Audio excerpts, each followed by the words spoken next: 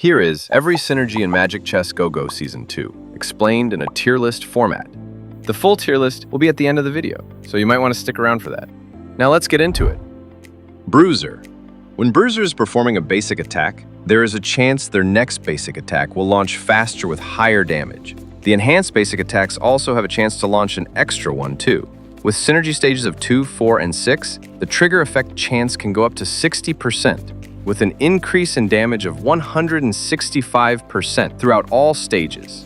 I think that it's a little underwhelming as a damaging synergy due to potential inconsistencies with the effect trigger chances. The units in the synergy are pretty average too, besides Yuzhong. Defender. When this synergy is activated, all allies will gain hybrid defense, while Defender's heroes will gain extra hybrid defense. This bonus also doubles in the first 20 seconds of a fight. It shouldn't be the main synergy of your team, but it's a pretty good side synergy to slide into your team for extra defense.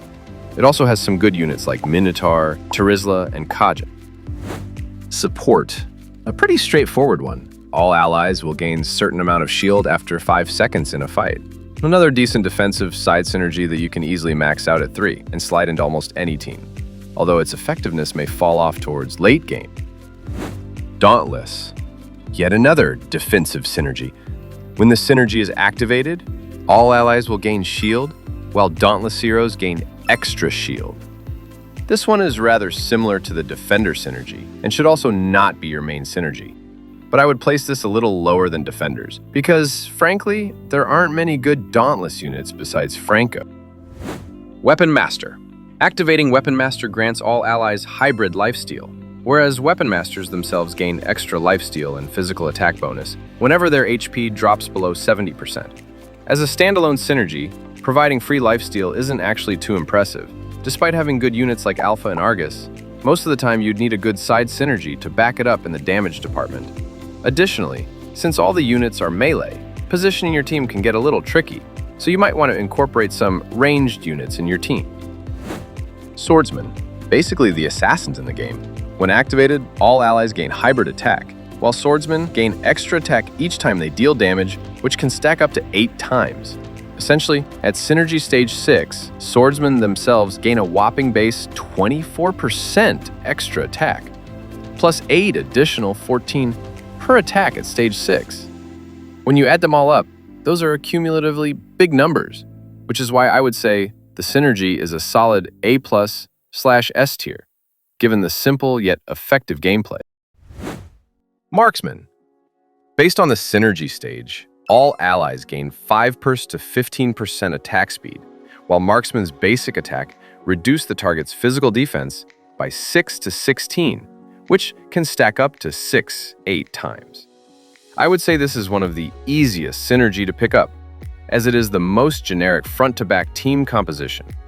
Just remember to pair it up with some good frontline units to allow the marksman to maximize their damage. Summoner. When battle starts, gain a random summoner unit onto your bench, and when it's maxed out at 4, it grants you 3 gold and increases the chance of high-cost heroes like Vexana and Sun. You'd want to activate the synergy as early as possible to generate additional gold, as you can just sell the excess summoner units, and not to mention the constant inflow of 3 gold per round. The side synergies of summoners are great too, making it easier to fit into your team. Overall, a versatile and multifunctional synergy throughout. Mage. Also a pretty straightforward one. When activated, all allies will gain magic attack, whereas mages themselves gain extra magic attack. Accumulatively, mages can gain a total of 50% magic attack at Stage 2, 100% at 4, and a whopping 150% when maxed out. Although those are big numbers, I'd say the synergy is still rather average, particularly in this season at least. Despite some decent units, the major problem lies in the lack of frontliners and the limited viable synergy that would complement well with it. Stargazer, essentially another batch of mages, as it provides allies with mana generation per second. By scaling with the stages of the synergy, allies recover 2 to 8 mana per second, while Stargazers themselves recover a total of 8 to 24 mana per second. Although it does have some great units like Natan and Lunux, but similarly, your frontline options are very dependent on what side synergy you decide on.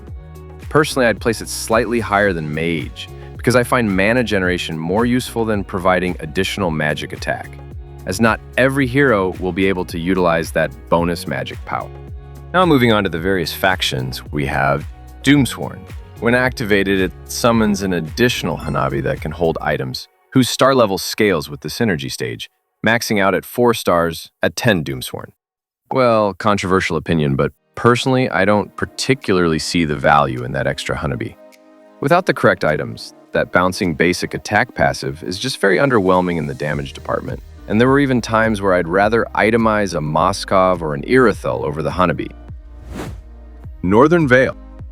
When dealing damage to enemies, they apply a Winter Mark, which will detonate at 6 marks and deal true damage.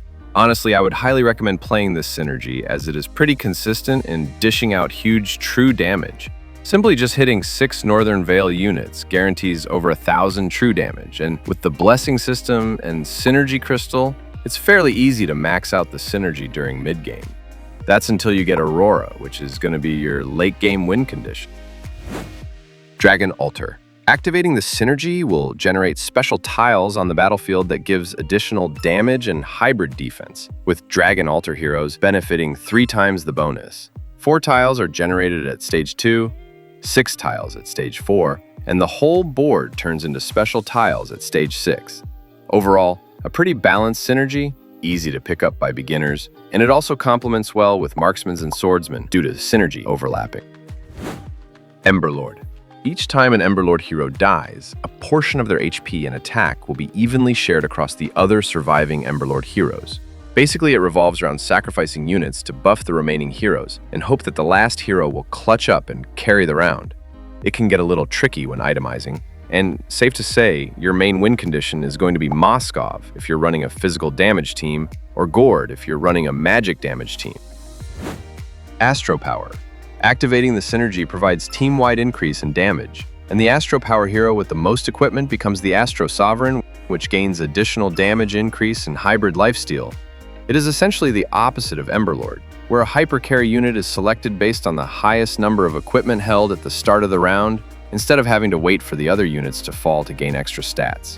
Beginners can easily pick up this synergy and do pretty well with it. Eruditio.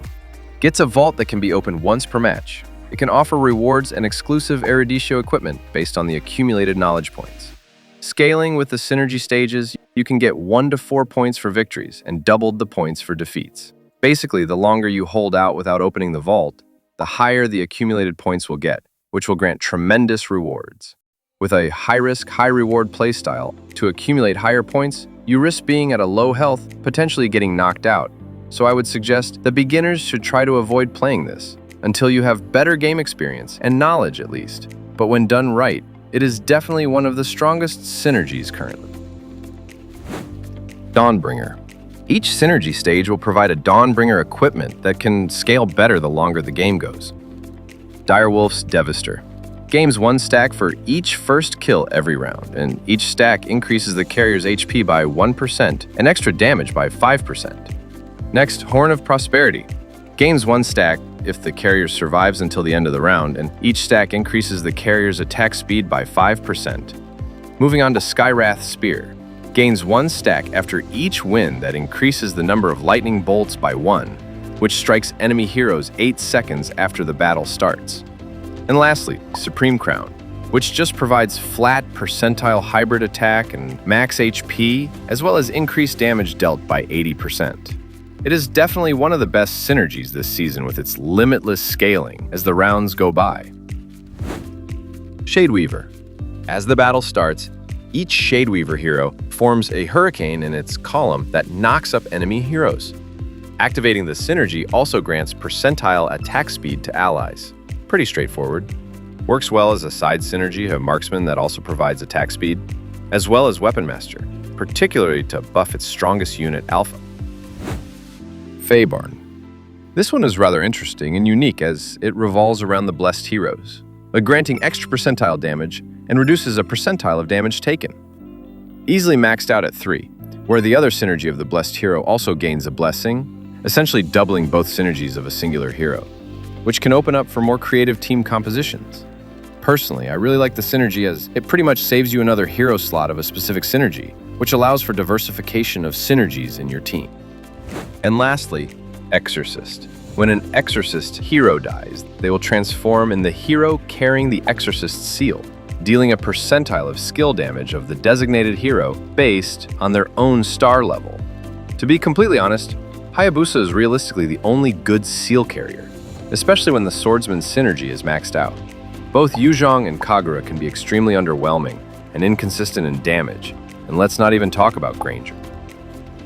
Now that I've gone through all the synergies, here is the full tier list with all the synergies, ranging from B to S, which is ranked by the synergy performance, versatility, units, and beginner friendliness. If you have your own opinions with any of the synergy rankings, then do comment down below. After all, we're all just trying to learn and improve at the game together. And now, with that, hope you found this video helpful. Thank you for watching.